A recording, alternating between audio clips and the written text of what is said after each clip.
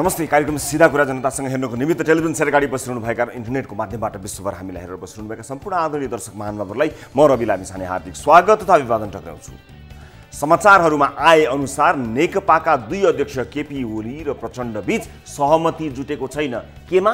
Covid नियन्त्रणमा, गरिबी निवारणमा, गुणस्तरीय शिक्षा र स्वास्थ्यको योजनामा, श्रमिकका दैनिकीलाई सहज गर्नमा, बाटोघाटो बनाउनमा, गुणस्तरीय नागरिक सेवा होइन, नागरिकसँग प्रत्यक्ष सरोकार राख्ने यी र यस्ता कुनै कुरामा अध्यक्षहरूको कुरा नमिलेको होइन। कुरै पनि भएको छैन होला। कुरा नमिलेको त मन्त्रीहरू कसलाई हटाउने र कसलाई राख्ने भन्ने कुरामा हो। मन्त्रीमण्डल पुनर्गठनलाई लिएर प्रधानमन्त्री ओली र प्रचण्ड बीच बैठक भएको भएछ, सहमति जुट्न सकेको छैन। विभिन्न स्रोतबाट प्राप्त जानकारी अनुसार केपी ओली केही मन्त्री फेर्न चाहन्छन्, प्रचण्ड चाहिँ पुरै मन्त्रीमण्डल नै फेर्न चाहन्छन्। यदि यसो हो भने र नयाँ मान्छे ल्याउन खोजिएको हो भने म चाहिँ यस विषयमा प्रचण्डजीको पक्षमा छु है। अबको 2 वर्ष नयाँ फ्रेश युवा मन्त्रीहरू राखेर जनचाहना अनुरूप काम गर्न सक्यो भने सरकारप्रतिको आम मान्छेको धारणा स्वाट्टै फेरिन्छ। सबै नयाँ होनहार मन्त्री आए भने प्रधानमन्त्री नै बरु आउटडेटेड हुने हो कि? डर त त्यो पो छ त। हल्का रमाइलोको लागि यसै प्रसङ्गसँग मिल्ने एउटा जोक सुनाउँछु है त। यो जोक सुनाउनुको पछाडि 3वटा उद्देश्य छन्। उद्देश्य नम्बर 1 मनोरञ्जन, उद्देश्य नम्बर 2 मनोरञ्जन र उद्देश्य नम्बर 3 पनि मनोरञ्जन। जोकमा पनि अरू उद्देश्य घुसाउने त कुरै हुँदैन नि।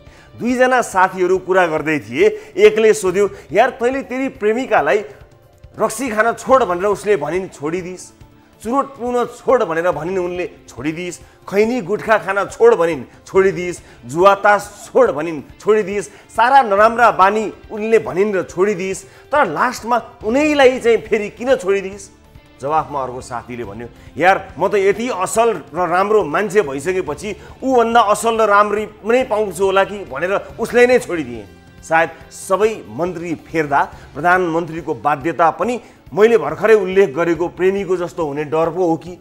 एकसाएक होनहार युवा मन्त्रीहरू बनाएर भटाभट काम हुन थाल्यो र रिजल्ट देखिन थाल्यो भने प्रधानमन्त्रीले नै पो प्रतिस्पर्धामा खरो उत्रन नसकेर कुर्सी छोड्नुपर्ने हो कि? हुनसक्छ भागवण्डावालाहरूलाई झन्डा हल्लाउन दिएर प्रधानमन्त्री आफ्नो कुर्सी नहल्लाउने दाउ पो गर्दैछन् कि? एउटै मिसन बनाएर मन्त्रीहरू फुल एक्सनमा आउने हो भने 6 महिनामा सलिड रिजल्ट देखिन्छ। यो कर्मकाण्डी फेरबदलले के हुन्छ र?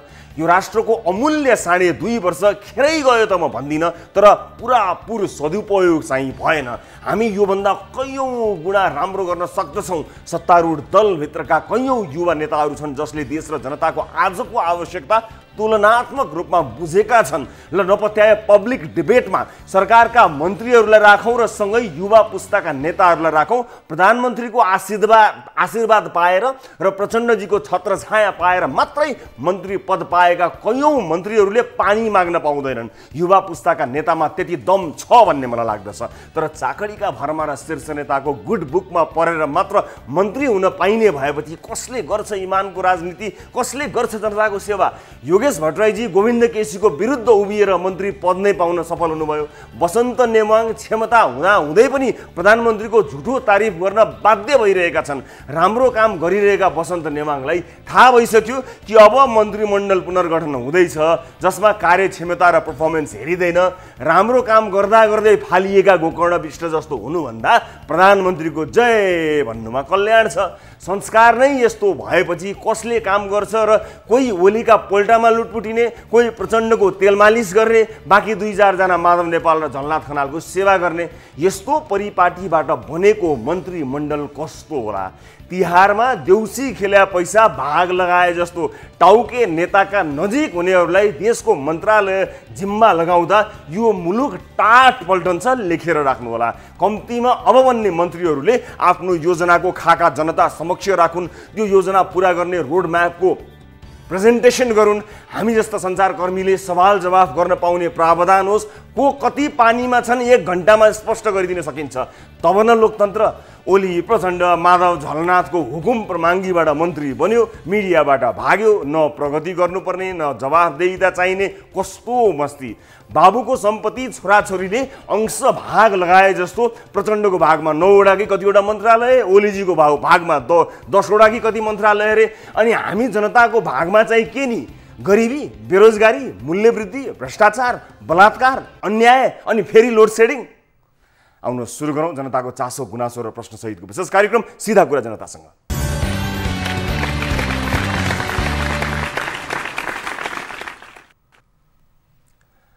ब्रेकपछि स्वागत छ सम्पूर्ण आदरणीय दर्शक महानुभावहरूलाई कार्यक्रम सीधा कुरा जनतासँगमा। दर्शक महानुभावहरू अर्को एउटा विशेष एपिसोडका साथमा उपस्थित छौँ न्युज 24 टेलिभिजनको स्टुडियोबाट लाइभ। आज विविध विषयमा कुराकानी गर्ने क्रममा आज फलोअप गत कार्यक्रमबाटै हामीले भनेका छौँ नेपाल एयरलाइन्सका विषयमा हामी विभिन्न फलोअपहरू प्रस्तुत गर्दै यसभित्रका विकृति, यसभित्रका विसङ्गति, त्यसभित्रका खेल र झेलहरूबारे निरन्तर जानकारी गराउँदै जानेछौँ भनेर आज त्यस सम्बन्धी एउटा फलोअप छ। गत कार्यक्रममा गरिएका कुराकानी, गत कार्यक्रममा उठान भएका विषय र गत कार्यक्रममा हामीले जोसँग कुराकानी गरेका थियौँ उहाँले दिनुभएको जवाफको लेखाजोखा आजको कार्यक्रममा गरिरहेका छौँ, जहाँ केही झुटहरूको पर्दाफास हुँदैछ। आज एक विशेष रिपोर्ट मार्फत प्रस्तुत गरिरहेका छौँ। नेपाल एयरलाइन्स डुबेको होइन डुबाइएको हो भन्ने कुरामा हामी अडिग छौँ र धेरै मानिसहरू यसमा अडिग छन्। डुबेको भन्दा पनि डुबाइएको नेपाल एयरलाइन्सलाई डुबाउनमा विभिन्न मानिसहरू, विभिन्न कालखण्डमा विभिन्न नेतृत्वमा आएका मानिसहरूको भूमिका रहेको छ। तिनका कमजोरी र अन्य विभिन्न नियत लगायतका विषयहरू जोडिनका कारण आज राष्ट्रको ध्वजावाहकको अवस्था दयनीय मात्र होइन टाट पल्टिने अवस्थामा छ। त्यस विषयको फलोअप आजको कार्यक्रममा पनि नियमित रूपमा प्रस्तुत गर्न गइरहेका छौँ। त्यसै गरी आजको कार्यक्रममा डाक्टर गोविन्द केसीका विषयमा जानकारी दिने कोसिस गरेका छौँ। डाक्टर गोविन्द केसी आफ्नो 19औं अनसनमा हुनुहुन्छ, आफ्ना विभिन्न मागहरू राख्दै विशेषतः र मूलतः चिकित्सा क्षेत्रको सुधारका विषयलाई लिएर उनका मागहरू छन् र ती मागहरूका राखेर गरिएको यो 19औं सत्याग्रह हो र यस अवस्थामा डाक्टर केसीको स्वास्थ्य स्थिति एकदमै कमजोर हुँदै गएको, बिग्रिँदै गएको परिप्रेक्ष्यमा हामी सम्बन्धित डाक्टरसँग कुराकानी गरी उहाँको स्वास्थ्य अवस्थाबारे बुझ्ने कोसिस आजको कार्यक्रममा गर्नेछौँ र त्यसबारेको जानकारी एक रिपोर्ट मार्फत दर्शक महानुभावहरूलाई दिनेछौँ। आजको कार्यक्रममा एकजना जनप्रतिनिधिको बारेमा कुराकानी गर्न गइरहेका छौँ। 72का एक जनप्रतिनिधि जोसँग 2वटा नागरिकता, भारतको समेत नागरिकता रहेको खुलेको छ, त्यसबारे जानकारी गराउँदै उहाँसँगै कुराकानी गर्ने कोसिस पनि हामी गर्छौँ। भारतमा भोटर लिस्टमा नाम, तस्बिर सहित उनको नाम आएको छ, त्यसबारेमा आजको कार्यक्रममा कुराकानी गर्न गइरहेका छौँ महत्तरीका जनप्रतिनिधिको। र आजकै कार्यक्रममा मनलाग्दी पिसिआरको शुल्क लिने विषयको रिपोर्ट पनि छ। एउटा ल्याबले सरकारले तोकेभन्दा बढी आफ्नो मन लागेको पैसा लिएको छ, अन्य विभिन्न छन्। एक ल्याबको बारेमा हामीलाई जानकारी आम सर्वसाधारणले गरेसँगै हामीले फलोअप गरेका छौँ। र कैलालीको एउटा विषय छ जहाँ सांसद विकास कोषको 50 लाख पैसा 15 दिन नपुग्दै सकिएको छ। एउटा सिँचाइ पोखरी निर्माण गरिएको 15 दिनमा नै तहस नहस भएको एउटा भिजुअल सहितको रिपोर्ट छ। सबभन्दा पहिला ताली र गालीबाट कार्यक्रम सुरु गर्न गइरहेको छु। यसअघि हामीले राखेको विषय थियो कुलमान घिसिङसँगै बत्ती पनि जान थाल्यो त तपाईकोतिर कस्तो छ? बत्ती खासै गएको छैन, ठिक छ भन्नेले तालीमा र अचेल बत्ती गएको गइ पो गर्न थाल्यो भन्नेले गालीमा भोट गर्नुपर्ने थियो। जसमध्ये खासै गएको छैन, ठिक छ भन्दै जम्मा 3.17% अर्थात् 952 जनाले तालीमा भोट गर्नुभएको छ भने अचेल बत्ती गएको गइ पो गर्न थाल्यो भन्दै 96.83% अर्थात् 29,038 जनाले गालीमा भोट गर्नुभएको छ। धेरै भोट गर्नेहरूमध्ये सर्वाधिकले आफूले लोड सेडिङ भए जस्तो अथवा बत्ती धेरै गएको समस्या भोगेको, बत्ती गइरहने समस्या भोगेको जनाउदिनु भएको छ। यसबाट सम्बन्धित निकायलाई पक्कै पनि केही काम गर्नको लागि केही जानकारी प्राप्त हुन्छ होला। अब ताली र गालीको लागि आजको विषय यस प्रकार रहेको छ। यसपटक डाक्टर गोविन्द केसीका माग सरकारले पूरा गर्छ कि भन्नेले तालीमा र गर्दैन हेर्दै जानुस् फेरि झुक्याउँछ भन्नेले गालीमा भोट गर्नुपर्नेछ। भोट गर्नका लागि हाम्रो पात्रको मोबाइल एप्लिकेसनमा जानुहोला, होम पेजमा रहेको ताली गालीमा क्लिक गरी आफ्नो अमूल्य भोट राख्नुहोला र सार्वजनिक चासोको विषयमा आम सर्वसाधारणको भनाइ के रहेछ भन्ने कुरा जानकारी दिन मद्दत गर्नुहोला। अब आजको विषय, प्रमुख विषय। गत कार्यक्रममा हामीले नेपाल एयरलाइन्सको बेथितिबारे रिपोर्टिङ गऱ्यौँ। केही व्यक्तिहरूको हाली मुहालीमा नेपाल एयरलाइन्स कसरी डुब्दैछ त्यो पनि देखायौँ। निजी एयरलाइन्स मालामाल भइरहेका बेला कमिसन र नीतिगत भ्रष्टाचारका कारण नेपाल एयरलाइन्स माथि उठ्न सकेको छैन। कुन पाइलटलाई प्लेन चलाउन दिने, कुनलाई नदिने भन्ने समेत यति एयरलाइन्सका मालिकहरूले सल्लाह दिएको भिडियो समेत पनि देखायौँ। यतिका मालिकहरूबाट सुझाव लिने नेपाल एयरलाइन्सका अपरेसन डाइरेक्टरसँग कुराकानी पनि गऱ्यौँ। लाइभ कार्यक्रममा उनले कति झुट बोले त्यसको फलोअप सहितको रिपोर्ट आजको कार्यक्रममा प्रसारण गर्न गइरहेका छौँ। कमिसनका लागि अरबौं रुपियाँ खर्च गरेर किनिएका नयाँ नयाँ जहाज कसरी कवाडीको भाउमा पुग्दैछन् भन्ने विषयमा तयार पारिएको यो फलोअप रिपोर्ट हेर्नुहोस्। नेपाल एयरलाइन्स किन सधैँ घाटामा हुन्छ भन्ने प्रश्नको जवाफ सजिलो छ। कर्मचारीदेखि विभागीय मन्त्रीसम्म कमिसन बिना केही काम नहुने भएकाले नेपाल एयरलाइन्स सधैँ घाटामा हुन्छ भन्छन् जानकारहरू। यी विमानहरू हेर्नुहोस्, कमिसन खानकै लागि चीनबाट 2014 मा किनिएका यी जहाज काम नलाग्ने भएका छन्। यो Y12 एउटा जहाजको करिब 54 करोड रुपियाँ पर्छ। यस हिसाबले थन्किएका यी 4वटा जहाजको हिसाब गर्ने हो भने करिब 2 अर्ब 16 करोड रुपियाँ हुन्छ। Y12 जस्तै थन्किएको यो MS-60 जहाजको 1 अर्ब 77 करोड रुपियाँ पर्छ। 2वटा जहाजको हिसाब गर्ने हो भने 3 अर्ब 54 करोड रुपियाँ पर्छ। यी थन्किएका 6वटा जहाजको करिब 5 अर्ब 70 करोड रुपियाँ पर्छ। जानकारी होस्, यी विमानहरू किनिएपछि 10% पनि उडान नगरी थन्किएका छन्। केही व्यक्तिहरूले आफ्नो कमिसनका लागि किनेका अर्बौं रुपियाँ पर्ने जहाजहरू अब कवाडीको भावमा गएका छन्। निजी एयरलाइन्सहरूलाई फाइदा गराउन नेपाल एयरलाइन्सको सञ्चालक समितिले नउडाउने निर्णय नै गरेको छ। यी जहाज किन्ने बेला मात्र होइन, उडान प्रशिक्षक पाइलट ल्याउन पनि कमिसनकै खेल भएको देखिन्छ। प्रशिक्षक पाइलटका लागि $26,000 करिब नेपाली 30 लाख रुपियाँ दिने भनी सम्झौता गरिएको भए पनि 1 करोड 3 लाख रुपियाँ दिएर विदेशी पाइलट ल्याउने सम्झौता गरियो। यो सम्झौता तत्कालीन कार्यकारी निर्देशक मदन खरेल र तत्कालीन निगमका उड्डयन सुरक्षा प्रमुख दिपुराज ध्वारसनले गरेका थिए। जबकि उक्त टिममा रहेका अर्थ मन्त्रालयको उपसचिव लालबहादुर खत्री र पर्यटन मन्त्रालयको उपसचिव हरिबहादुर खड्काले सम्झौतामा हस्ताक्षर गर्न मानेका थिएनन्। दिपु ध्वारसन अहिले नेपाल एयरलाइन्सका अपरेसन डाइरेक्टर छन्। गएको कार्यक्रममा लाइभ आएका ध्वारसनले झुटमाथि झुट बोलेका थिए। यो भिडियो एकपटक फेरि हेर्नुहोस्। यसमा नेपाल एयरलाइन्सका अपरेसन डाइरेक्टर दिपु ध्वारसनलाई यति एयरलाइन्सका मालिक नूरबुज सिंह शेर्पा आफूलाई असहयोग गर्नेहरूलाई प्लेन चलाउन नदिन सुझाव दिइरहेका छन्।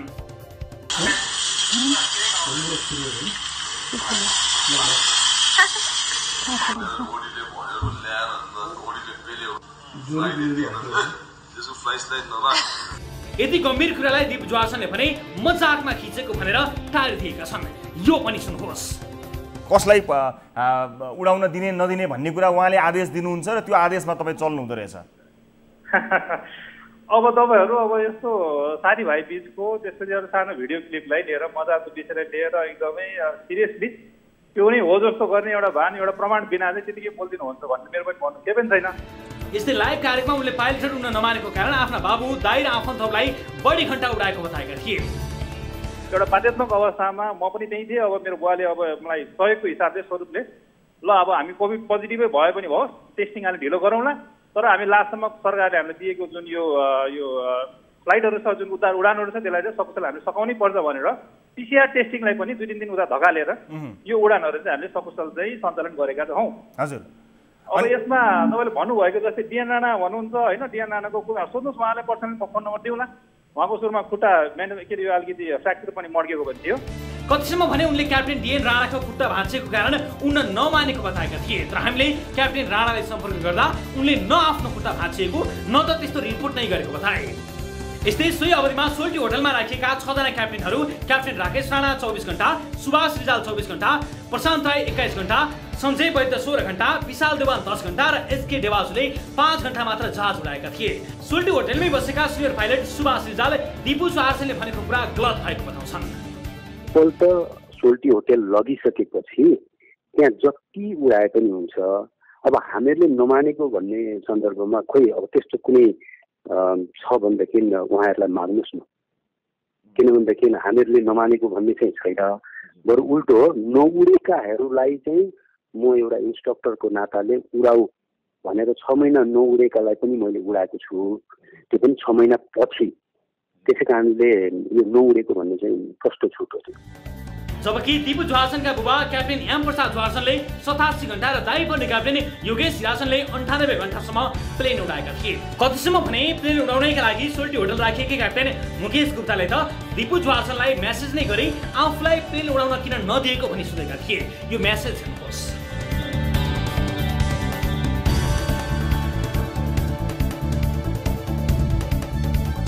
नेपाल एयरलाइन्सको विनियमावलीमा पनि सबै पाइलटहरूलाई समान उडान दिने उल्लेख गरिएको छ।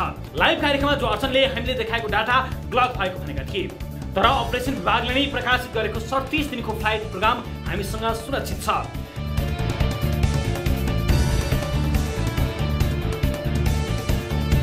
फ्लाइट नै नदिएका एयर क्रूलाई सोल्टी होटलमा राखेर राज्यको लाखौं रुपियाँ घाटा लगाएका छन् दिपु जुहारसनले। एकजना व्यक्ति सोल्टी होटलमा बसेको एक दिनको खाना सहित 15,500 रुपियाँ नेपाल एयरलाइन्सले तिर्दै आएको छ। यसरी सोल्टी होटलको बिल मात्र करिब 2.5 करोड रुपियाँ तिरेको छ। लाइभ कार्यक्रममा उनले निगमको अपरेसन म्यानुअललाई सानो एउटा निर्देशिका भएकाले यसलाई परिवर्तन गरिरहन मिल्ने बताएका थिए।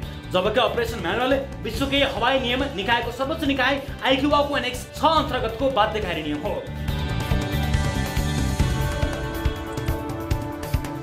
अपरेसन डाइरेक्टरले नागरिक उड्डयन प्राधिकरणको नियम मान्नै पर्ने प्राधिकरणका महानिर्देशक राजन पोखरेल बताउँछन्।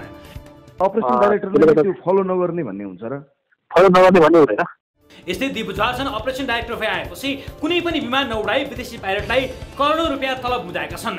विदेशी पाइलट राखेर पनि उनीहरूलाई फ्लाइट नउडाई पैसा दिँदै आएको छ नेपाल एयरलाइन्सले। न्यारो बढीमा आवश्यकता भन्दा बढी नेपाली पाइलट हुँदा पनि एकजना विदेशी पाइलट राखिएको छ। भारतीय क्याप्टेन नागराज शङ्करमूर्ति वर्षौंदेखि नेपाल तलब लिँदै आएका छन्।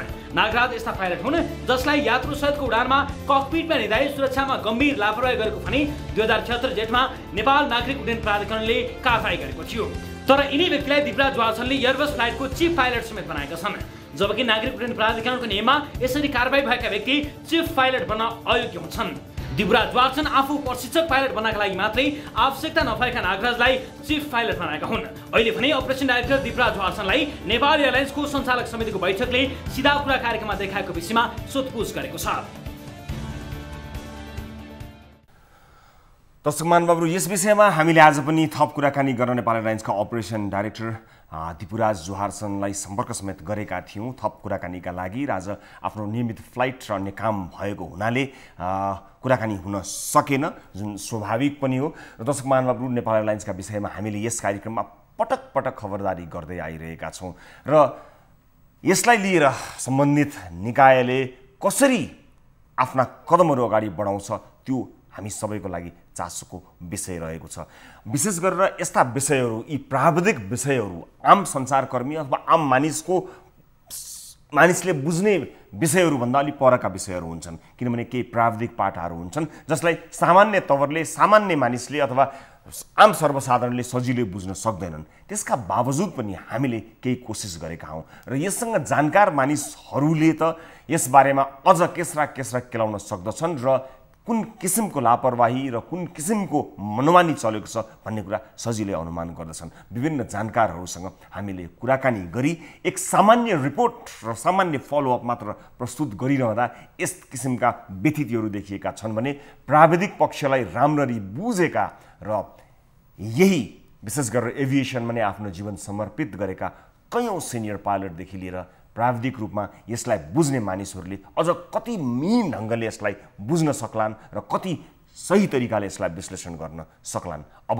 बेला भएको छ कि नेपाल वायु सेवा निगमलाई पनि एक नाफामा जान सक्ने र कुशल व्यवस्थापन भएको संस्था बनाउने, न कि केही पहुँचवालाहरूको भर्ना गर्ने ठाउँ र कसैलाई कमिसन खाने खुवाउने ठाउँ। यदि त्यस्तै रहिरह्यो भने टाट पल्टिन धेरै बेर नलाग्ने अनुमान धेरै जानकारहरूले गरिरहेका छन् र यस विषयको निरन्तर फलोअप हामी कायमै राख्नेछौँ। र आजलाई पनि अब आजको अर्को विषयतर्फ लिएर जान चाहन्छु। दर्शक महानुभावहरु, स्वास्थ्यमा सबैको पहुँच हुनुपर्ने तथा शिक्षामा सुधारको माग राख्दै अनसन बसेका डाक्टर गोविन्द केसीको स्वास्थ्य बिग्रिन थालेको छ। मंगलबार केसीको 19औं सत्याग्रहको पनि 16औं दिन पुगेको छ। केसीका मागहरू जायज भएको कुरा जानकारहरू बताउँदै आइरहेका छन्। प्रमुख माग नै सबै नेपालीहरूको निशुल्क स्वास्थ्य र शिक्षामा सुनिश्चितता हो, तर सरकारलाई भने डाक्टर केसी मन पर्दैनन् र केसीका मागहरू पनि मन पर्दैनन्। अनसन बसेको 16औं दिनसम्म न त सरकारका तर्फबाट कसैले केसीको स्वास्थ्य स्थिति बुझेका छन्, न त मागहरूका विषयमा छलफल नै गरेका छन्। सरकार बरु डाक्टर गोविन्द केसीको प्राण रक्षाका लागि भनी माइती घर लगायतमा प्रदर्शन गर्ने सर्वसाधारणलाई लाठी बर्साउनमा व्यस्त छ। यो रिपोर्ट हेर्नुहोस्। वर्षौंदेखि चिकित्सा शिक्षा सुधारको माग राख्दै आएका डाक्टर गोविन्द केसी अहिले 19औं पटक अनसन बसिरहेका छन्। विभिन्न 6 बुँदे माग राख्दै डाक्टर केसी अनसन बसेको आज 16 दिन भएको छ। भाद्र 29 गते जुम्लामा सत्याग्रह सुरु गरेका डाक्टर केसी असो 7 गते काठमाडौँ आएका थिए र काठमाडौँ आएपछि पनि उनले अनसन जारी राखेका छन्। उनले सरकारले आफूसँग गरेको सहमति कार्यान्वयन गर्नुपर्ने, कर्णाली स्वास्थ्य विज्ञान प्रतिष्ठानमा MBBS कार्यक्रम सुरु गर्नुपर्ने, ठुला भ्रष्टाचार मुद्दाका दोषीलाई कारबाही गर्नुपर्ने लगायत 6 बुँदे माग राखेका छन्। उनले आफ्ना माग निकै सामान्य भएको भन्दै पूरा गर्दिन प्रधानमन्त्रीलाई आग्रह समेत गरेका छन्। अनसनको 16औं दिनसम्म आइपुग्दा उनको स्वास्थ्य अवस्था दिनानुदिन खराब हुँदै गएको छ। सर कस्तो छ तपाईलाई? गाह्रो छ? यस्तै हो नि के गाह्रो छ सर। अघि एक्कासी तपाईलाई छाती दुखेको रहेछ, त्यस्तो भइरहेछ सर? छाती दुख्छ, टाउको दुख्छ, जिउ दुख्छ, यस्तै हो। उनको समर्थनमा अहिले काठमाडौँको माइतीघर मण्डला र देशका विभिन्न ठाउँमा दिनहुँ जसो प्रदर्शन दीप प्रज्वलन भइरहेका छन्। यही क्रममा डाक्टर केसीको 19औं अनसनको 16औं दिनमा उनको समर्थनमा माइतीघर मण्डलामा दीप प्रज्वलन गरिएको छ। सबैले सरकारले डाक्टर केसीको जीवन रक्षा र उनले राखेका माग पूरा गर्नुपर्ने बताइरहेका छन्। न्यायको अवहेलना, आज हामीमाथि दुर्व्यवहार भयो, कुटपिट भयो भने लोकतन्त्रको अन्त्य भन्ने न्यारेटिभ बोकेर जानु होला। प्रमुख प्रतिपक्षी दल नेपाली कांग्रेस र अन्य दलहरूले समेत डाक्टर केसीको जीवन रक्षाको माग गरिरहेका छन्, तर सरकार पनि अहिलेसम्म कानमा तेल हालेर बसेको छ। अनसन बसेको 16औं दिन पुग्दा पनि वार्ताको कुनै पहल समेत भएको छैन। वार्ता र सहमति त परेको कुरा बरु उल्टो शान्तिपूर्ण प्रदर्शनमा धरपकड गर्दै आएको छ। यो काठमाडौँका प्रमुख जिल्ला अधिकारी जनकराज दाहाल र यो फिल्ड सम्हालिरहनुभएका डिएसपीहरू विरुद्ध हामी अदालतको अवहेलना विरुद्ध मुद्दा दर्ता गर्नेछौँ र उहाँहरूलाई कठघरामा उभ्याउनेछौँ। त्यसैले साथीहरू, कानुनले, अदालतले हामीलाई प्रदर्शन गरेर दिनु भनेको ठाउँमा यदि आज हामीलाई रोकिन्छ भने उहाँहरू विरुद्ध नै हामी अवहेलनाको मुद्दा दर्ता गर्छौँ। त्यसकारण प्रहरी साथीहरूलाई मेरो आग्रह छ, सिडिओले दिएको मौखिक आदेश मान्नुहुन्छ कि यहाँ अदालतले दिएको यो आदेश मान्नुहुन्छ? शान्तिपूर्ण प्रदर्शनमा धरपकड गरेको र डाक्टर केसीमाथि प्रहरीले दुर्व्यवहार गरेको आरोपमा केसी समर्थकले काठमाडौँका प्रमुख जिल्ला अधिकारी जनकराज दाहाल र काठमाडौँ प्रहरी परिसरका प्रमुख श्याम ग्यावाली विरुद्ध राष्ट्रिय मानवाधिकार आयोगमा उजुरी गरेका छन्। डाक्टर केसीले पटक पटक अनसन बस्दा तत्कालीन सरकारबाट उनका माग पूरा हुने विभिन्न आश्वासन पाए। आफूसँग गरिएका सम्झौता कार्यान्वयन नभएकै कारण 19औं अनसनको क्रममा छन्। अनसन बसेकै बेला उनले भिडियो सन्देश मार्फत आफ्ना माग सामान्य भएको भन्दै पूरा गरिदिन आग्रह समेत गरे, तर सरकार उनको माग पूरा गर्ने भन्दा पनि उनको अनसनलाई सामान्यकरण गर्नतिर लागि परेको छ।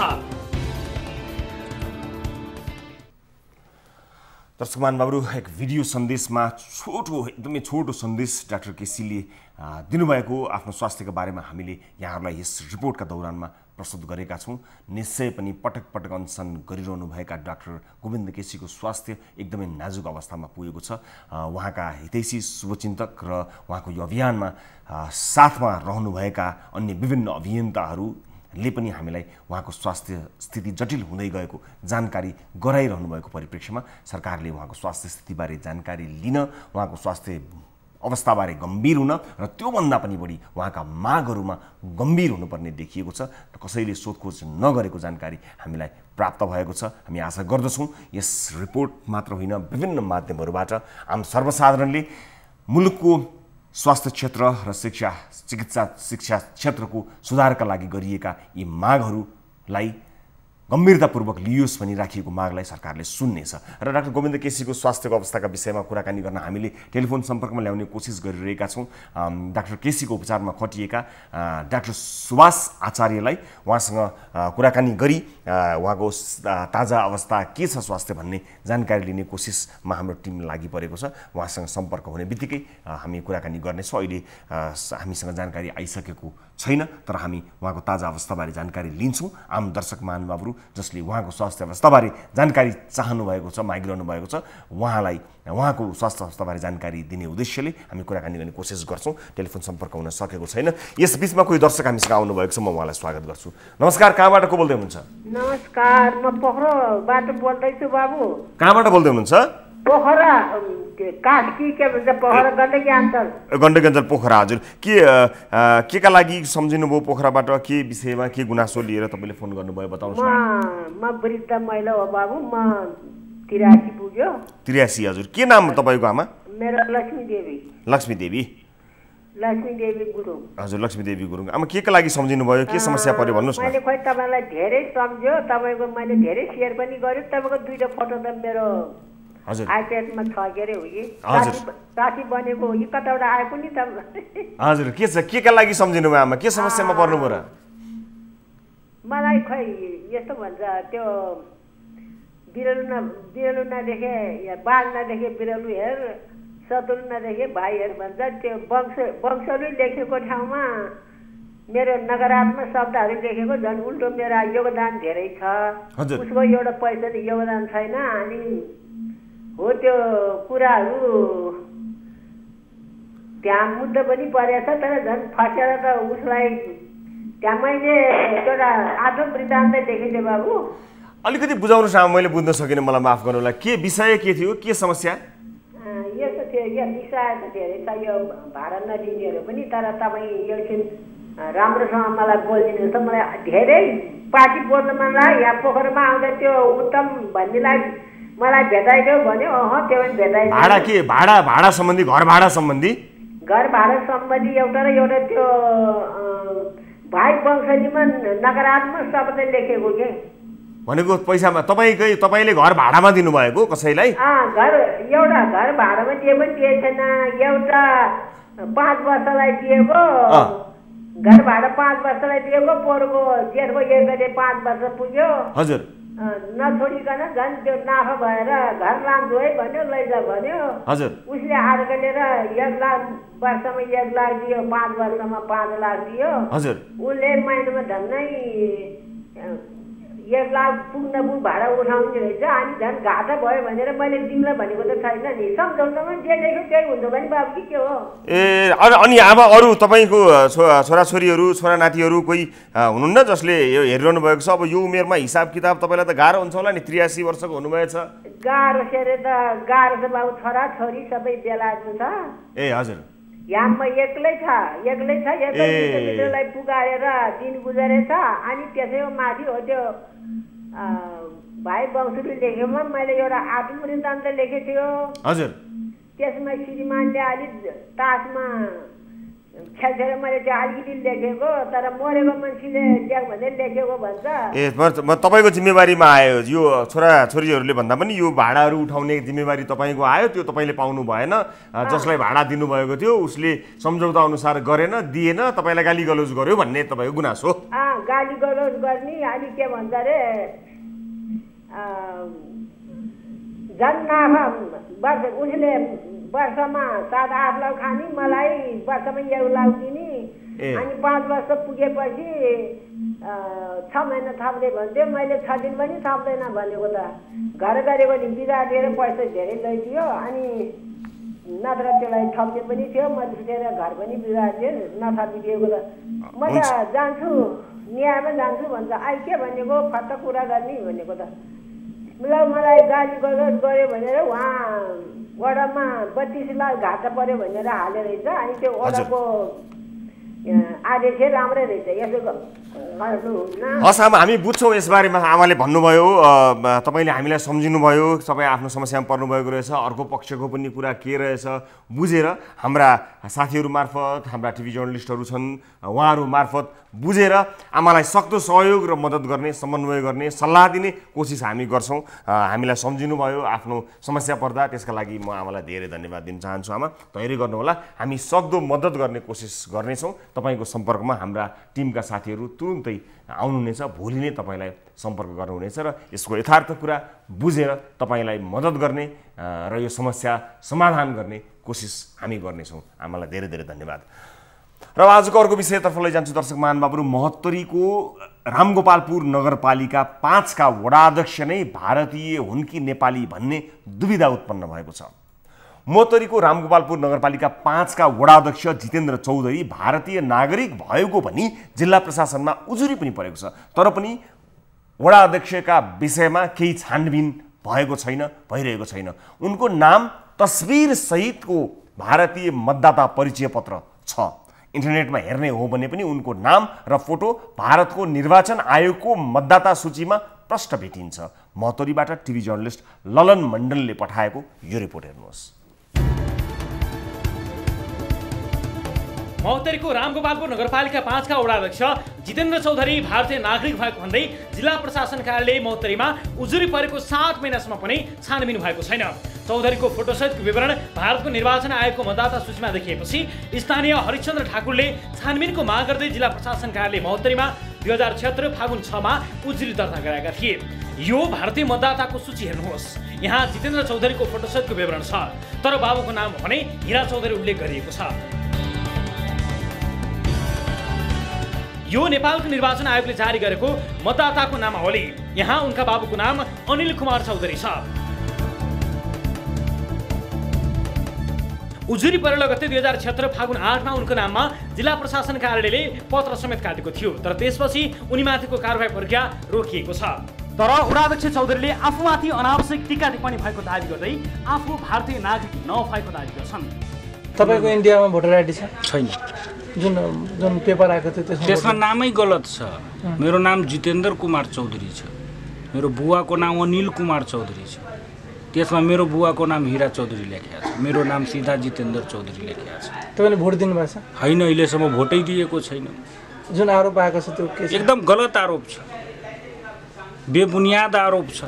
प्रमुख जिल्लाधिकारी कृष्णबहादुर कटवालले आफू आएपछि नक्कली नागरिकताका विषयमा परेका उजुरीबारे अनुसन्धान अगाडि बढाएको बताएका छन्, तर यसको नतिजा पनि पाइरहेको छैन। दर्शक महानुभावहरू, यस विषयमा थप कुराकानी गर्न यतिखेर हामीसँग टेलिफोन सम्पर्कमा आउनुभएको छ महोत्तरी रामगोपालपुर नगरपालिका 5 का वडाध्यक्ष जितेन्द्र चौधरी। वडाध्यक्षज्यू नमस्ते, स्वागत छ यहाँलाई कार्यक्रममा। नमस्ते भाइ, कविता दाइ नमस्ते। आराम हुनुहुन्छ?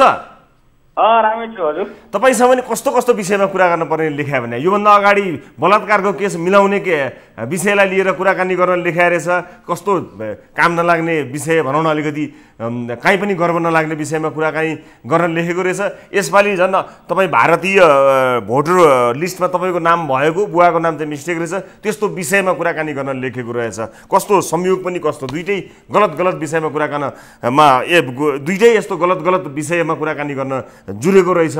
यस्तो आरोप लागेको छ, तपाईँले यसलाई आधिकारिक रूपमा यसो खण्डन गरेको खोइ? हजुर, अब यस विषयमा के छ कि अब एउटा त अलिकता टाइम दिनुहोस्। यसमा जुन हेलो हजुर, यसमा अब के छ, जुन बलात्कारको केसमा पहिला त्यो विषयमा एकछिन त्यसलाई छोडिदिनुहोस्। आज त्यसमा हामी नजाउँ। तपाईँले भोलिपल्ट आउँछु भने आउनु भएन, तपाईँले धोका दिनुभयो। हुन्छ, म भोलि 10 बजे पुग्छु भनेर तपाईँले मलाई बाचा गर्नु भएन? होइन, जिल्ला प्रशासनमा गएर म सबै बयान दिइसकेको छु हजुर। म त्यसमा गइनँ, छोडिदिनुहोस्। आज त्यो विषयमा कुरा नगरौँ। तपाईँको भोटर लिस्टमा चाहिँ यो मतदाता परिचय पत्र भन्छ नि, तपाईँको फोटो तपाईँकै छ, नाम तपाईँकै छ, बुवाको नाम चाहिँ फरक परेको रहेछ। निर्वाचन आयोगको वेबसाइटमा अहिलेसम्म पनि छ। के हो यो कुरा, बताउनुहोस् न। होइन, अब कुन हिसाबले यो फोटो हालेको छ त्यो मलाई थाहा भएन हजुर। अब हेर्नुहोस् हजुर, राज्यले हजुर मलाई चुनाव लड्न मेरो पहिचान हेरेर मलाई दियो हजुर। मैले स्वतन्त्रबाट उठेर पनि चुनाव जिते। हाम्रो जनताले मलाई माया गरेर जितायो। त्यो बेला चाहिँ पनि तपाईँको उजुरीको टाइम हुन्छ हजुर। त्यो बेला यो 2.5 वर्षसम्म कसैले मलाई मेरो माथि उजुरी दिएन सर हजुर। अनि त्यस पछाडि मैले स्वतन्त्रबाट उभिएर धेरै पार्टीहरू अन्य पार्टीहरू मेरोमा आउनुहोस् मैले आफू चोइस गरेको पार्टीमा मैले गएँ हजुर। त्यो बेला धेरै पनि मित्र पनि भयो, दुश्मन पनि भयो।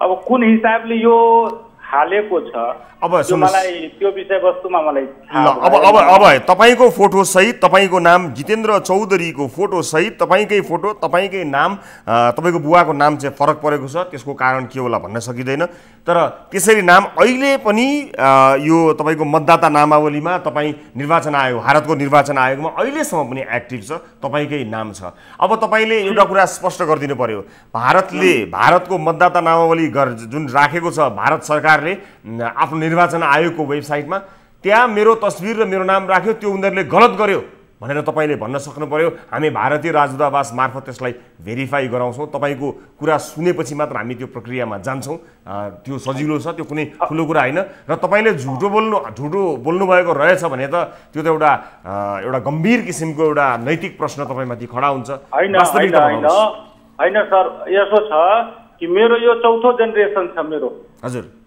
मेरो परिवारको यो चौथो जेनेरेसन छ 1983 को जग्गा जमिनको मेरो हजुरबाको नाउँमा सबै कागजपत्र छ मेरो बुवा भयो म भए त्यस पछाडि मेरो छोराछोरी नेपालमै पढिरहेछ म आफू पनि नेपालबाटै पढेको छु हजुर तर यो कुन हिसाबले एउटा कुरा म के भन्न चाहन्छु कि मतदाता पहचान पत्र मेरो फोटो कहीँबाट कसैले लिएर कुन दुश्मनीले कुन राजनीतिक चलखेलले हालेको छ अनि तपाईलाई उजुरी एउटा सर सुन्नु न सर एकैछिन त्यस बाहेक पनि मेरो कुनै एभिडेन्सहरू होला इन्डियाको अब म तपाईलाई एउटा कुरा बताऊँ यो उजुरी परेको 2076 साल फागुन 6 गते तपाईकोमा उजुरी परेको आज यतिका महिना भइसक्यो अनि निर्वाचन आयोगमा नाम हुनु भन्दा ठूलो प्रमाणहरू केही पनि हुँदैन अनि यो हटाउनको लागि तपाईले पहल गर्नु पर्दैन तपाईको लागि गलत भएको भने यो बारेमा तपाईलाई थाहा नभएको विषय हो र उजुरी परेको छ हटाउनुस् न अहिले भर्खरै तपाई चेक गर्नुस् अहिले भर्खरै छ हामीले यहाँ तस्बिरमा रिपोर्टमा देखायौं यदि यो गलत हो भने तपाई सच्याउनुस् न अब यस्तो छ कि अब त्यो मैले त्यति जानेको छैन कुन ठाउँबाट यो सच्याउने मेरो नाम कसले हाल दिएको छ त्यो भित्र मैले गएन जुन विषय तपाईले उठाउनु भयो कि तपाई माथि फागुन कति गतेको उजुरी 8 गतेको उजुरी परेको छ 76 सालको फागुन 76 सालको फागुन 6 गते फागुन 6 गतेको उजुरी दियो उजुरी दिएपछि अब 2-4-10 दिन 15 दिन ढिलोमा यहाँ पत्र आयो त्यसपछि मैले त्यहाँ जिल्ला प्रशासन कार्यालयमा उपस्थित पनि भए अनि म त्यहाँ एभिडेन्स म आफ्नो नेपालको जुन मेरो नेपाली सबै कागजपत्र छ मैले बुझाएँ अब 3-4 दिन मैले गएँ त्यहाँ कम्प्युटरमा धेरै प्रश्नहरू हुन्छ मैले सबै जवाब दिएँ अरू 2-3 लाइन लेख्नु अझै बाँकी छ त्यसपछि तपाईको लकडाउन भयो लकडाउन भएपछि अब यो विश्वभरि महामारी छ अब यहाँ पनि एकदम उ भयो त्यसपछि सबै प्रशासन बडा अगमकाइरहनु भएको छ है तपाईको जवाफ अगमकिएको धर्मरे घुमौरो स्पष्ट नभएको जवाफ पाइरहेको छु यति चाहिँ म तपाईलाई भन्छु है तपाईको जवाफ स्पष्ट छैन तपाई जनप्रतिनिधि जस्तो मान्छे एउटा गलत दस्तावेज आएको कुरा म जान्दिन त्यति भन्नुहुन्छ भने तपाई त्यो ठाउँको विकास कसरी गर्नुहुन्छ योजनाहरू कसरी बनाउनुहुन्छ तपाईको हातमा त्यहाँका मान्छेको भविष्य छ एउटा गलत दस्तावेजले तपाईको चरित्र हत्या भएको छ भने ल राखोस् त मेरो नाम भारतीय भोटिङ लिस्टमा नाम राखोस् त 2 मिनेट भित्र ठीक गर्छु यो सबै विज्ञप्ति निकाल्छु मेरो चरित्र हत्या भयो नाम भयो भनेर म एमबेसी आउँछु रातारात आइपुग्छु यत्रो समय भइसक्यो तपाई थाहा छैन मलाई थाहा छैन भन्नुहुन्छ भएन सर यो मिलेन यो जवाफको छेउ टुप्पो काहीँ पनि मिल्दा पनि मिलेन या त तपाईले तपाईको तर्फबाट हामी सोध्दियौ त दूतावासलाई हैन सोध्न सक्नुहुन्छ यो त जाँचको विषय छ नि अनि तपाईलाई यो गम्भीर लागेन तपाईलाई हेर्नुस् त तपाईको नाम अहिलेसम्म पनि मेरो त प्रतिष्ठा त गइरहेछ अब कुन हिसाबले म माथि मान्छे भिडेको छ कुन हिसाबले के गरिरहेछ त्यसको पछाडी म पनि लाग्या छु कस्तो हुन्छ कोही पछि लाग्नै पर्दैन नि तपाईको नामै भोटर लिस्टमा छ भने किन पछि लाग्नु पर्दैन मेरो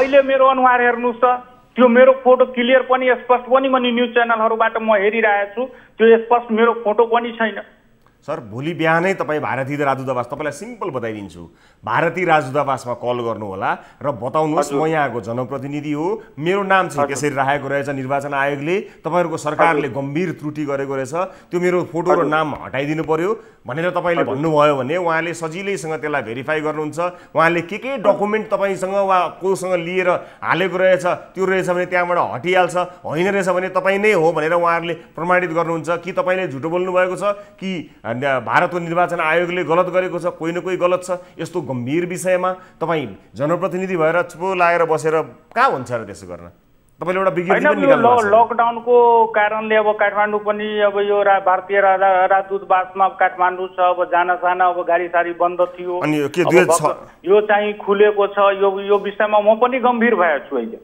अब गम्भीर त अहिले हुनुभयो होला नि, अब योभन्दा अगाडि गम्भीर होइन अब चैत 11 गतेदेखि सर बन्द भयो, हडताल भयो, अब त्यसमा के गरौँ भन्नुहोस् न। यतिका मान्छेको आवत जावत चलेको छ, बिचमा कति टाइम खुल्यो। यदि तपाईँले चाहनु, तपाईँलाई यो गम्भीर लागेको भए तपाईँले गर्नु पर्थ्यो, गर्नु पर्दछ। र अहिले तपाईँले फेरि पनि म तपाईँलाई अन्तिम पटक सोधिरहेको छु है, एकपटक यसलाई, यो तपाईँले कहिले पनि भारतमा मतदाता परिचय पत्र लिनुभएको छैन, भोटर कार्ड तपाईँको छैन, तपाईँसँग भारतीय नागरिक तपाईँ हुनुहुन्न छैन, अथवा भोटर लिस्टमा तपाईँ हुनुहुन्न, यो कुरा क्लियर हो होइन त? हजुर एकदम क्लियर छ। मेरो भारतीय कुनै डकुमेन्ट छैन, कुनै पहिचान पत्र छैन। मैले अहिलेसम्म मतदान के हुन्छ कि मतदान हुन्छ इन्डियाको त्यो पनि जानेको छैन, गरेकै छैन। त्यो त सबै जाँचको विषय हुन्छ नि सर। बुझेँ मैले, तर त्यही त तपाईँको यो तपाईँको भनाइलाई हामीले रेकर्ड गरेका छौँ। तपाईँको तर्फबाट तपाईँले पनि प्रयास गर्नुहोला। हामी पनि यो विषयमा भारतीय राजदूतावासको हामी पनि गम्भीर ध्यान आकर्षण गराउँछौँ। म तपाईँसँग बिदा माग्छु। यहाँलाई धेरै धेरै धन्यवाद जानकारीका लागि। र यसलाई फलोअप हामी पक्कै पनि गर्नेछौँ। पक्कै पनि या त भारत सरकारले आफ्नो डाटा राख्नमा गल्ती गरेको छ, गलत फोटो हालेको छ, फोटो मात्र कसैले लिँदैमा भोटर लिस्ट बन्दैन होला, पक्कै पनि केही विधि र प्रक्रिया त्यहाँ पनि छ होला।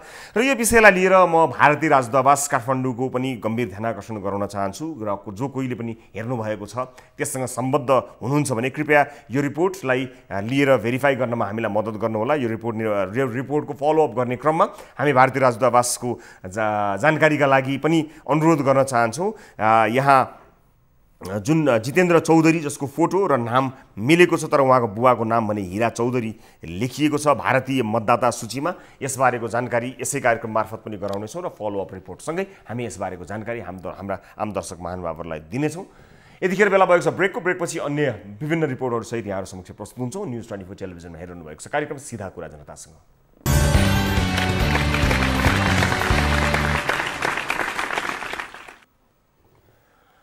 ब्रेकपछि स्वागत छ सम्पूर्ण दर्शक महानुभावहरूलाई कार्यक्रम सिधा कुरा जनतासँगमा। दर्शक महानुभावहरू विभिन्न विषयहरू प्रस्तुत गर्दै सम्बन्धित निकायको ध्यान आकर्षण गराउँदै सम्भव भएसम्म प्रत्यक्ष कुराकानी गरी त्यस विषयका प्रश्नहरू राखी त्यसलाई समाधानतर्फ उन्मुख गराउने कोसिस स्वरूप हामी आम जनजीवनलाई सरोकार राख्ने विभिन्न विषयमा कार्यक्रममा विषयहरू उठान गर्दछौँ र यसलाई निरन्तरता प्रदान गर्दै आइरहेका छौँ। लगभग 600 श्रृङ्खलामा प्रवेश गर्दैछौँ हामी। चाँडै नै हाम्रो कार्यक्रमको 600औं श्रृङ्खला पुग्दैछ। हामी त्यसको पनि प्रतीक्षामा छौँ। दर्शक महानुभावहरूलाई यही अवसरमा जानकारी पनि गराउँ। र विशेष गरेर पछिल्लो समय कोभिड-19 को महामारी आएसँगै दर्शक महानुभावहरूसँग हामीले प्रत्यक्ष भेट्ने त्यो वातावरण बिग्रिएको कारणले, त्यस्तो किसिमको सिचुएसन, त्यस्तो किसिमको वातावरण नभएका कारणले हामीले धेरै दर्शकहरूलाई भेटघाट गर्न पाएका छैनौँ, जसका लागि हामीले एउटा टेलिफोन नम्बर राखेका छौँ 98 015 724 24। त्यसमार्फत भिडियो मेसेज अथवा अन्य आफ्ना विभिन्न प्रमाणहरू लाग्ने कागजपत्र, भिडियो, अडियो पठाई तपाईँ हामीसँग जोडिन सक्नुहुनेछ। हामी सकेसम्म आवश्यक परे तपाईँको घरमै आई रिपोर्टिङ समेत गर्दछौँ। हामी फेरि पनि तपाईँहरूलाई जानकारी गराउन चाहन्छौँ। 98 015 724 24 नम्बरको भरपुर सदुपयोग गर्नुहोला। हामी दर्शक महानुभावहरूलाई अनुरोध गर्दछौँ। र अब आजको अर्को विषयतर्फ लैजान्छु। कोरोना भए नभएको जाँच्न, यो रिपोर्ट पोजिटिभ भए नभएको जाँच्न गरिने PCR परीक्षणमा निजी अस्पतालका ल्याबहरूको मन परिचलेको छ।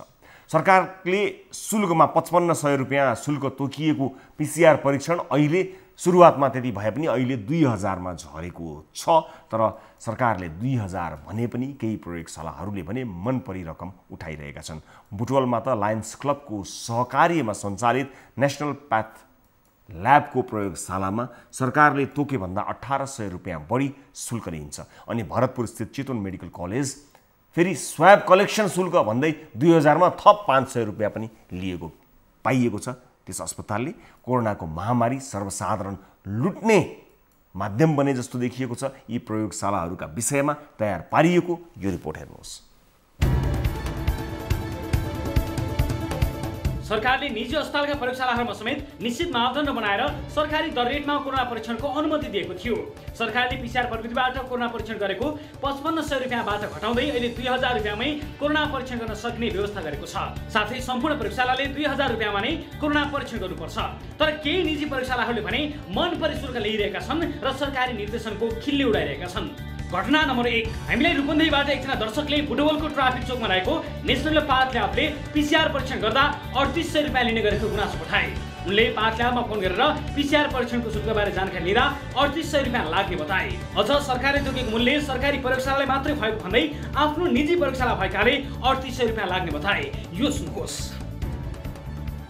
हजुर, नेसनल पाथले पर्यो हजुरको?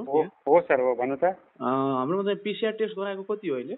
3800 सर, 3800 रुपियाँ। सरकारले त 2000 तोकेछ हैन र? हो सर, प्राइभेट हाम्रो प्राइभेटमा 3800 रुपियाँ लिएर गरिरहेको छौँ, सरकारीमा 2000 रुपियाँ 2500 कति छ सर। यसपछि हाम्रा रूपन्देही स्थित टिभ जर्नलिस्ट शिव डुम्रे नै ल्याबमा पुगे। ट्राफिक चोक स्थित लायन्स क्लब अफ बुटवल सिद्धबाव तथा नेसनल पाथ ल्याबद्वारा संयुक्त रूपमा सञ्चालन गरिएको रहेछ। नाम दर्ता तथा स्वाब सङ्कलनका लागि बसेका यी कर्मचारीले निर्धक्क कोरोना परीक्षण गरेको 3800 रुपियाँ लाग्ने भन्छन्। यो हेर्नुहोस्। मूल्य कति पर्छ? 38। अचम्म लाग्दो कुरा त के छ भने निःशुल्क सामाजिक काम गर्ने संस्था भनिएको लायन्स क्लबको बुटवल सिद्धबाव शाखाकी संलग्नतामा नेसनल पाथ ल्याबले सरकारले तोकेको भन्दा 1800 रुपियाँ बढी शुल्क लिएर कोरोना परीक्षण गरिरहेको छ। घटना नम्बर 2, चितवन स्थित चितवन मेडिकल कलेजले समेत कोरोना परीक्षणका क्रममा स्वाब टेस्ट चार्ज भनेर थप 500 रुपियाँ सङ्कलन गरिरहेको छ। यो हेर्नुहोस्। यसरी बुटवल स्थित नेसनल पाथ ल्याब र चितवन मेडिकल कलेजले कोरोना परीक्षणका नाममा सर्वसाधारणलाई ठगिरहेका छन्, तर पनि सरकारी निकाय मौन छन्। दर्शकहरू, यतिखेर हाम्रो जानकारीमा आएका यी दुई घटना मात्र हुन्। अन्य धेरै प्राइभेट ल्याबहरूको विषयमा गुनासोहरू निरन्तर आइ नै रहेका छन् र आज यस विषयमा कुराकानी गरेर टेलिफोन सम्पर्कमा हुनुहुन्छ नेसनल पाथ ल्याबका बुटवल स्थित नेसनल पाथ ल्याबका फोकल पर्सन भनौँ पवन जोशी। यो कोभिड टेस्ट सम्बन्धीका फोकल पर्सन हुनुहुन्छ, उहाँ हामीसँग जोडिनु भएको छ। जोशीजी नमस्ते, स्वागत छ यहाँलाई कार्यक्रममा। को यो PCR टेस्ट गरेको कति पैसा लाग्छ? सरकारले निर्धारण गरेको 2000 छ। हजुर। अनि हामीले सबै हाम्रो जुन खरिद मूल्य छ हाम्रो केमिकल तथा कन्ज्युमेबलको त्यो सबै लागत गर्दाखेरि 3800 पर्न आउँछ। 3800 पर्न आउँछ। हजुर। अनि यो तपाईँले आफैले तोक्न पाउनुहुन्छ, सरकारले चाहिँ नलिनु भनेको? तोक्न पाउने होइन, हामीले खरिद गरेको बिलहरू, हामीले खरिद गरेको केमिकलहरूको र कन्ज्युमेबल आइटमहरूको बिलहरू सबै समावेश गर्दाखेरि सबै जोड्दाखेरि 3800 नै खर्च आउने भएको हुनाले 3800 लिने गरेको हो। र यो विषयमा मन्त्रालयमा न्यायोचित एउटा चाहिँ मूल्य समायोजन गर्नु पर्यो भनेर हामीले चाहिँ एउटा विज्ञप्ति पनि दिइसकेको छ सर। अनि त्यो एउटा विज्ञप्ति निकालेर सर्वसाधारणसँग तपाईँले बढी पैसा लिन पाउनुहुन्छ, सरकारको निर्देशन तपाईँ नटेर्ने? होइन होइन, एकदम पाइँदैन होइन। हामीले व्यवहारिकतामा नि जानुपर्ने हुन्छ। विगत सरकारले निर्धारण गरेपछि हामीले केही दिन काम पनि गरेनौँ है, हामीले केही दिन बन्द गरेरै राख्यौँ 2-3 दिन। तर चाहिँ अब विभिन्न अस्पतालहरू तथा विभिन्न बिरामीहरूको लागि यो चाहिँ अब PCR टेस्ट अहिले चाहिँ नभइनहुने कति बिरामीहरूको ओटी रोकिरहेको छ होइन, कति बिरामीहरू चाहिँ बाहिर जानुपर्ने बिरामीहरू रोकिराख्नु भएको छ है। सरकारीमा चाहिँ के छ, क्षमता चाहिँ छैन होइन। अनि त्यसपछि चाहिँ अब हामीले चाहिँ जसरी अस्पतालहरूले होइन यसलाई चाहिँ अब सेवा सुचारू गर्नु पर्यो भनेपछि होइन, अनि हामीले चाहिँ 3800 रुपियाँ लिएर, किनभने हाम्रो कस्टिङ नि म सबै सो गर्न सक्छु, वाणिज्य विभागमा नि हामी दिन सक्छौँ। यो जो सम्बन्धित सरकारी निकायहरू हुनुहुन्छ हाम्रो कस्टिङ यो भनेर हामीले देखाउन सक्छौँ।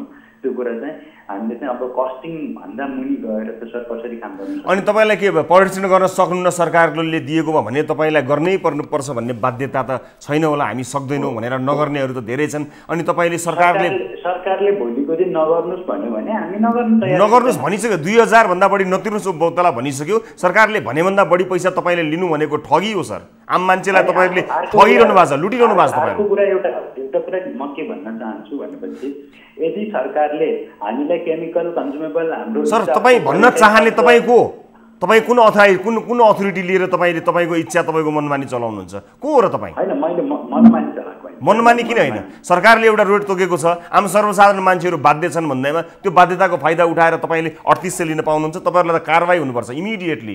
अहिले भर्खर कारवाही गर्नुपर्छ तपाईँहरूलाई। त्यो विषयमा हामीले स्वास्थ्य मन्त्रालयमा बुझाइसकेका छौँ सर। अनि स्वास्थ्य मन्त्रालयले बुझाइदिएको छ, स्वास्थ्य मन्त्रालयले तपाईँले दिनुभएको विज्ञप्तिलाई हो ठिक हो एक्सेप्ट गर्यो? मन्त्रालयले निर्णय गर्नुपर्ने हो कि हामीले काम गर्ने नगर्ने भोलिको दिनमा स्वास्थ्य मन्त्रालयले निर्णय गरिसक्यो। 2000 भन्दा बढी आम नतिर्नु होला प्राइभेटमा भनेर भनिसक्यो। कयौं प्राइभेट ल्याबले 2000 मा गरिरहेछन्। टुङ्गिसकेको छैन। आइतबार मिटिङ भएको थियो। कसले भनेको तपाईँलाई? सरकारको निर्देशन छ। कसले भनेको टुङ्गिएको छैन भनेर? यस्तो गलत सूचना दिनुहुन्छ तपाईँ? छलफलमै छौँ सर। तपाईँ छलफलमा भएर हुन्छ? सरकारले निर्देशन दिएको छ, तपाईँ छलफल गर्दै गर्नुहोस् न।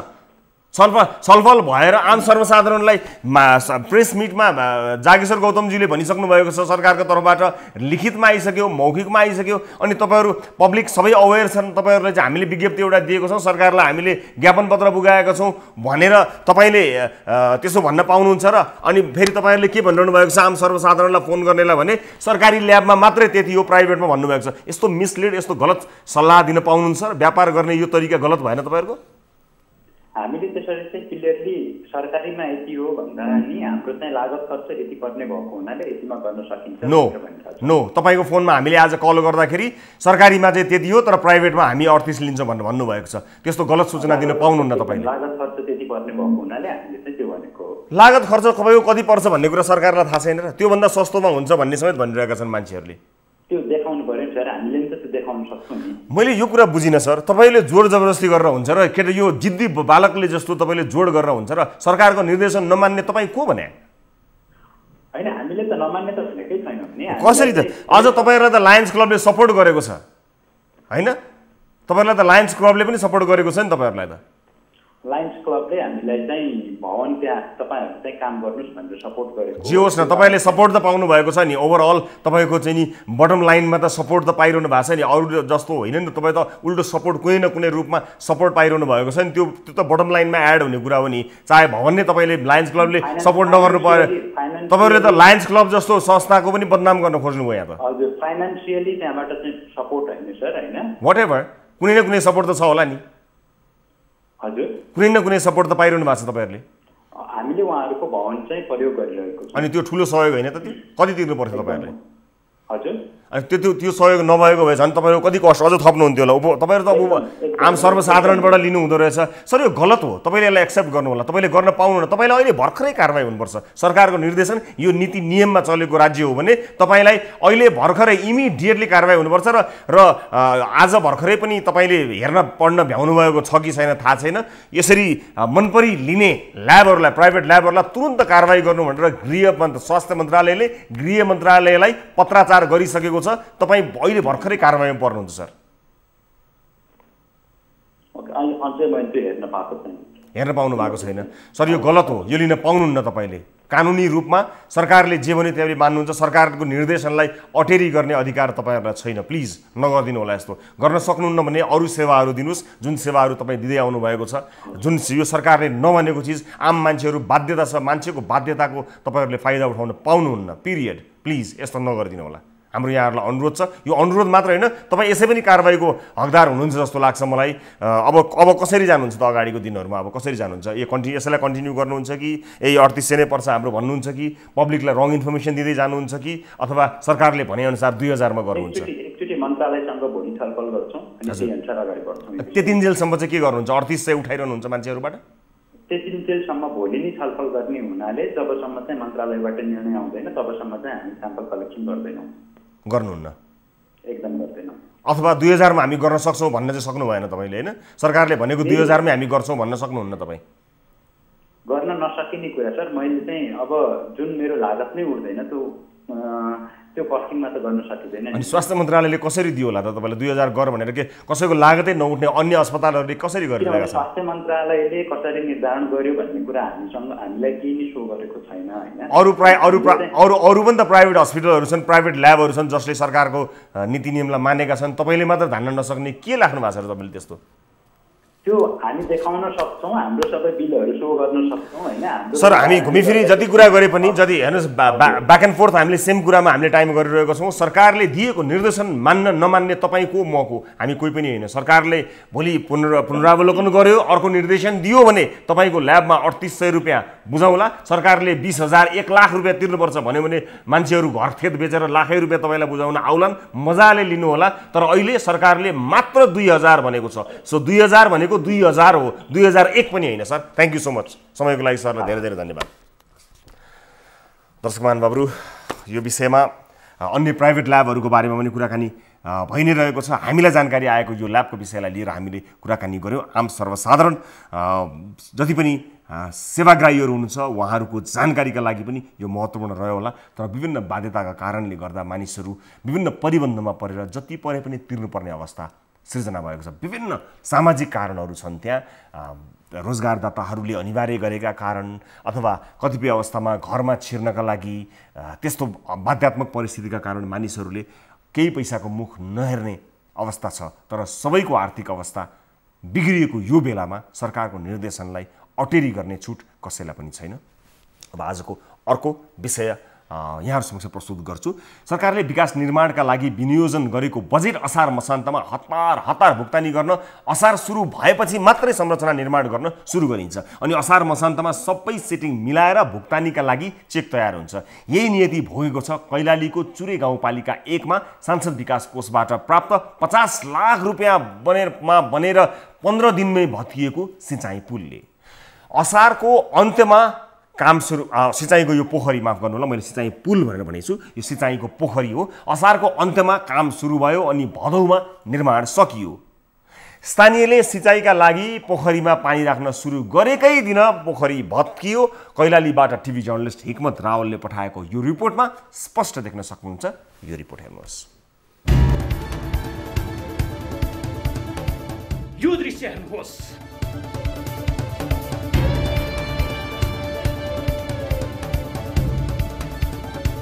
यो कैलालीको चुरे गाउँपालिका 1 जिरेतोला पोखरी भन्ने ठाउँमा निर्माण सम्पन्न भएको 15 दिनमै भत्किएको सिंचाई पोखरी हो।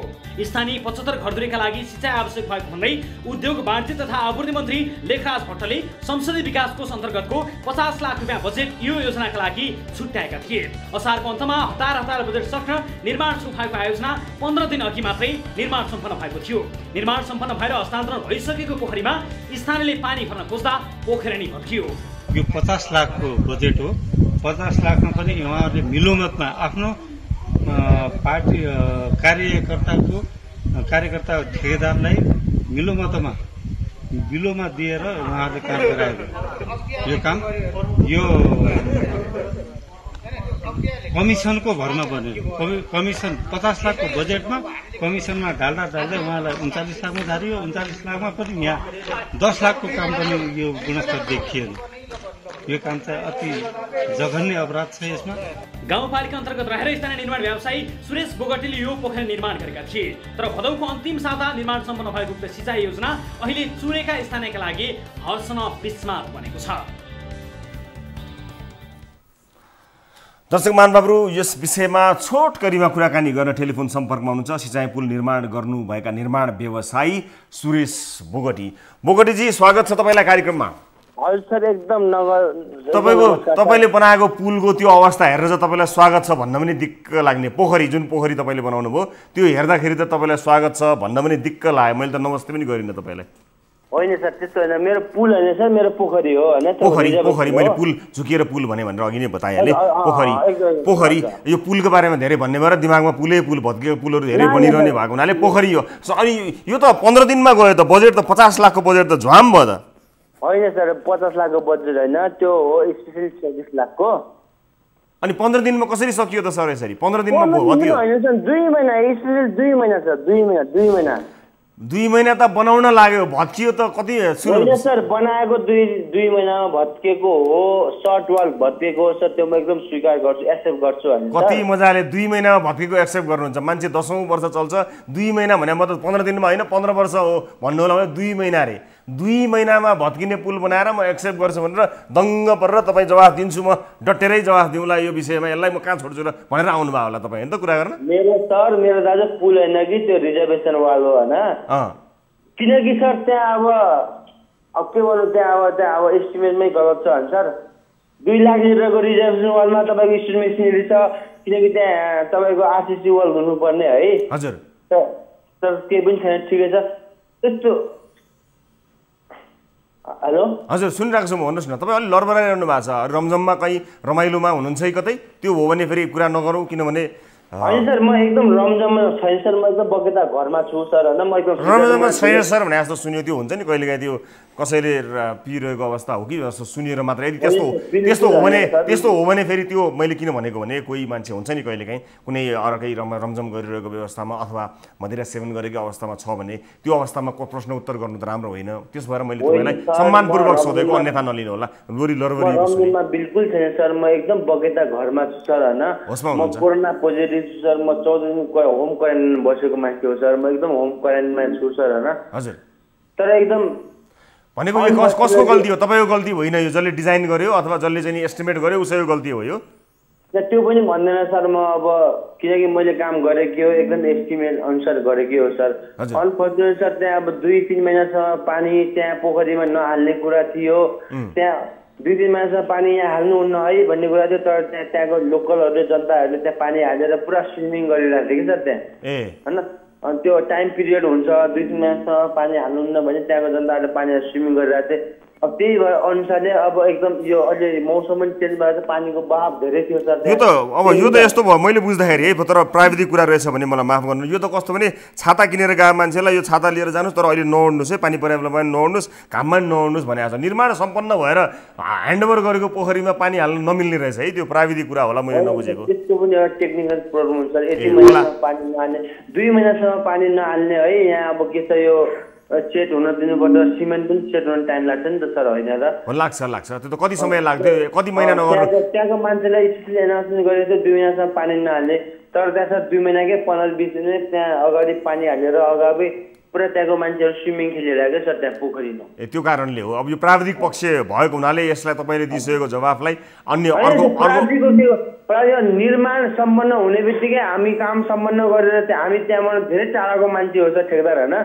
निर्माण सम्पन्न हुने बित्तिकै केही दिनमा त्यहाँ पुरा पानी भरेर त्यहाँ केटाहरू स्विमिङ गरिरहेको सर। त्यो चाहिँ पाइँदैन, कति समयसम्म चाहिँ पानी भर्न मिल्दैन त्यस्तो हुँदा? अब 1-1.5 महिना 2 महिनासम्म पानी नभर्नु पर्ने भनेर अगावै जानकारी गराएको थियौँ सर हामीले होइन। त्यस कारणले हो। तर त्यहाँको मान्छेहरूले पुरा, तर त्यसको पनि एकदम फन्डा छ क्या सर त्यहाँ। ठिक छ, तपाईँले भन्नुभएको कुरालाई तपाईँले भन्नुभएको कुरा सही हुन सक्छ, त्यसलाई हामी नोट गरौँला, हामी फलो गरौँला। एकदम टोटल्ली राजनीतिक खेल्छ सर त्यो के कुरा हो। म स्पेसली म काठमाडौँ 2 तारिकमा आउँछु, म हजुरलाई पर्सनली भेटेर म त्यो कुरा भन्न सक्छु सर। तर त्यहाँ टोटल्ली राजनीतिक खेल्छ सर, मानिन्छ यो कुरा? अब तपाईँले त भेटेर आएर भनिसकेपछि तपाईँले मनाउनु भयो भने तपाईँले भनेको कुरा सही रहेछ भने त किन नमान्नु र? जहाँ चाहिँ राजनीति हुन्छ होइन। सर म त यो टेन्डर ठेक्का लिएर म बहुत फसिएँ सर। तर त्यो यो उपभोक्ता भन्ने पनि आजभोलि हुँदो रहेछ कि सर, उपभोक्ता हो यो सब यो खेलखण्ड उपभोक्ताको हो सर होइन। हजुर टोटली म अब यो त हजुरले अभियसली पब्लिस गर्नुहुन्छ, तर म भन्न चाहन्न। स्पेसली म हजुरलाई भेटेर खासै ठुलो कुरा आएन सर, तर मलाई इगो हट भएको छ कि यो एकदम यो भन्छ नि तपाईँलाई धेरै चित्त दुखेको छ यसमा? चित्त दुखेको छ सर, तर यो एकदम राजनीतिक खेलखण्ड हो सर होइन, सिधै बगेता हुनाले। हस् म तपाईँसँग बिदा माग्छु।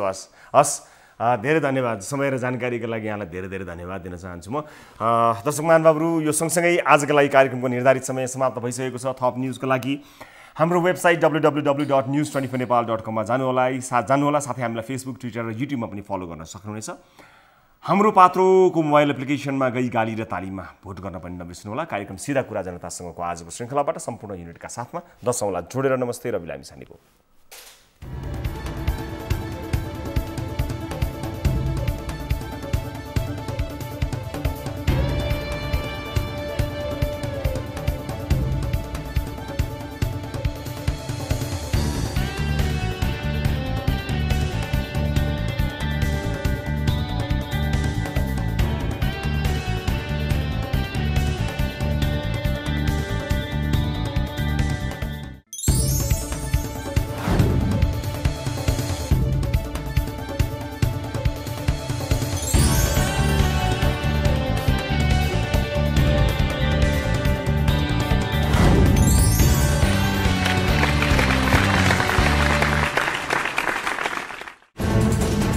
कोरोनाले सृजना गरेको सङ्कटमा पल पलका न्युज अपडेट र हर क्षेत्रको कभरेजका लागि न्युज 24 नेपाल युट्युब च्यानललाई सब्स्क्राइब गर्नुहोला।